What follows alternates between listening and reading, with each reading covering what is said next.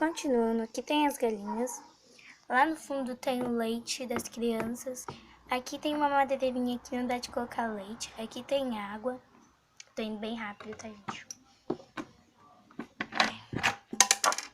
Aqui tem um monte de mamadeira. Tem essa mamadeira com leite, esse remedinho, essa água lá no fundo. Aqui tem maionese com água. E aqui tem, eu falo que é carne, mas não é carne, tá, gente? Eu tenho que fazer água. E aqui tem esses negócios pra fazer bolo, tá bom? E, gente, ali tem. Aqui é pra colocar as coisas assim. A pia, aqui é o sabonete, que eu vou com o sabonete. Aqui o copo. E ali, gente, é uma casinha, tá? De Barbie lá. É isso aí, gente. Eu espero que vocês gostem. Tchau, tchau. Beijo. Se inscreva no meu canal e deixe seu like.